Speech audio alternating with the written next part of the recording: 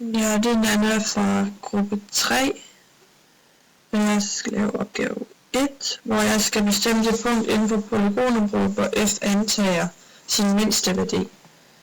Så jeg opstiller ulighederne her, hvor jeg så siger y større end minus 2 x plus 500 og y større end, jeg skal lige en matematikfelt, y større end minus 3 x plus 600 og jeg siger y større end minus 0,5 x plus 200. Så skal jeg lave en begrænsningslinje med b l kolon 9 med parentes firkant, og så trykker jeg Ctrl L og skriver 1 for den første ulighed her, og så skriver jeg komma og Ctrl L igen, og der er anden ulighed, og komma Ctrl L, og der er den tredje. Og så skal jeg lige have de sidste 2 uligheder med her, hvor jeg så skriver komma x større end 0 og 0, komma y større end 0, og så parentes firkant slut. Og så nu kan jeg så tegne polygonområdet ud for ulighederne, så jeg trykker lige enter her, og så har jeg hentet den ned, og første ulighed her, anden der og tredje der. Så her er så polygonområdet. Så skal jeg opstille nogle kriteriefunktioner, eller en kriteriefunktion, og det gør jeg ved at sige f x, y, parentes lige med kolon med det samme her, lige med 15 x plus 10 y, enter, og det har jeg fra opgaven her, beskrivelsen. Og så skal jeg så tegne, eller lave en tegning af niveaukurver, hvor vi har valgt niveau 3000 og niveau 3500. Så først så tager jeg og skriver n til 3000, enter, og n til 3500, enter. Og her har jeg så den igen, hvor jeg har første ulighed, anden ulighed og tredje ulighed, hvor jeg så også har niveau med her, niveau 3000 og niveau 3500, og trykker enter. Der er altså niveaukurven. Og så skal jeg finde minimum, og det gør jeg først ved at indlæse pakken optimization. Og så skriver jeg her kommandoen minimize, og så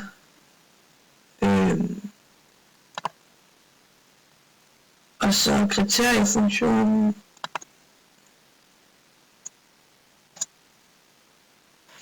ja, og det vil altså sige, at i punktet 200,100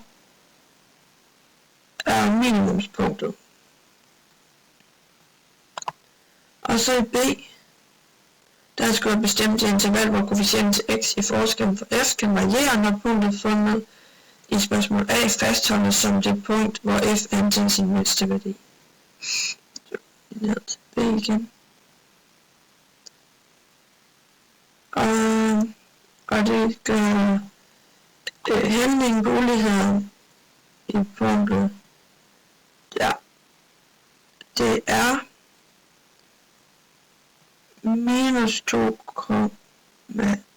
2x og minus 0,5. Så det er minus 2 og minus 0,5. Så dividerer jeg A, og her A var lige med 15, og B var lige med 10. Så siger jeg så, det for minus 15 og 10. Jeg vil gerne have det. Så decimalen, så skal jeg lige. Så det vil sige minus 1,5. Minus 1,5. Og nu skal jeg så finde A, når halvdelen er minus 2. Og det gør jeg ved til matematikfelt. Divider. Ups.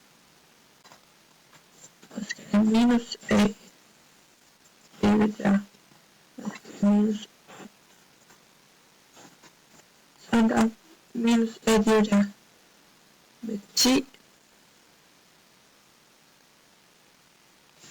Og så skal jeg skrive med 2. Så skal jeg solve A. Det er 20. Så A er 20, når handlingen er minus 2. Og så skal jeg finde A, når handlingen er minus 0,5. Så jeg skriver minus A divider. Og jeg skal igen.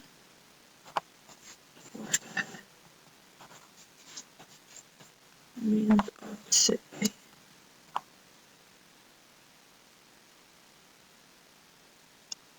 Og så 10 lige med minus 0,5. Så skal jeg solve A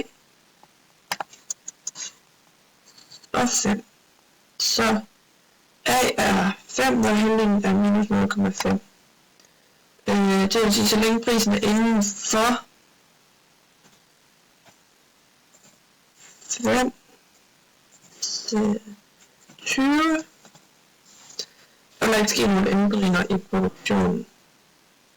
Og jeg ved faktisk ikke helt, om minus skal ned foran, eller om den skal være ved A. Og så skal jeg lave opgave 2,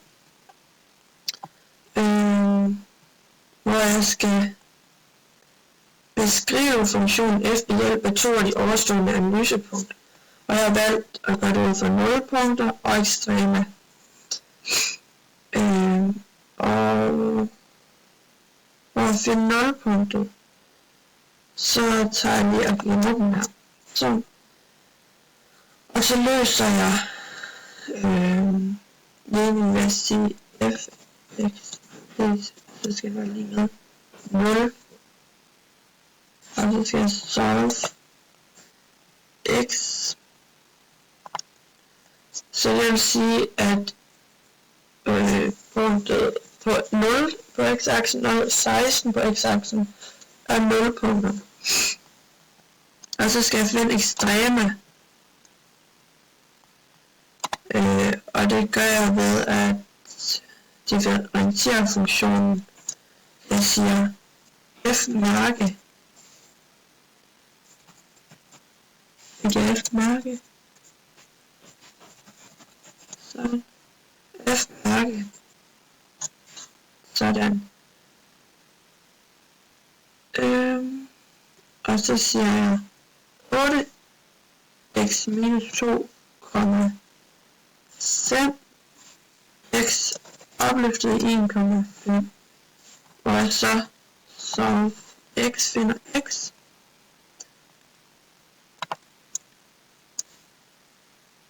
Så har jeg x 10,24.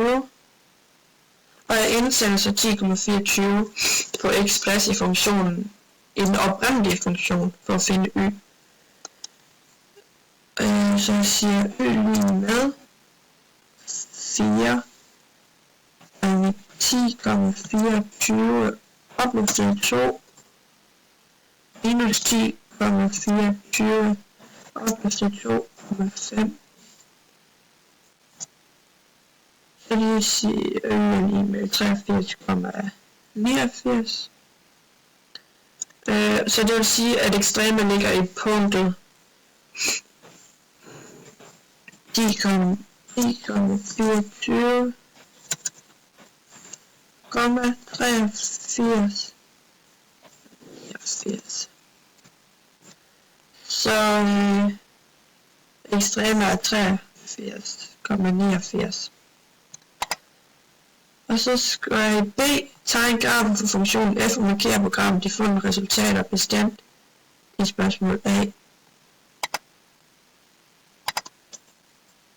Så jeg tager og siger f x kommer lige med, og så er det 4x opløftet 2 opløftet 2 minus x opløftet 5, og så trykker jeg plot f x, og så ser komma x med minus 1. Det vil sige, går fra minus 1 til 25 plus på x-aksen, komma y lige med minus 1. Og det gør jeg, fordi at jeg ved, at ekstreme er i 83,89, så jeg skal skulle se ekstreme på grafen, så derfor tager jeg den til 90, og så faktisk slut.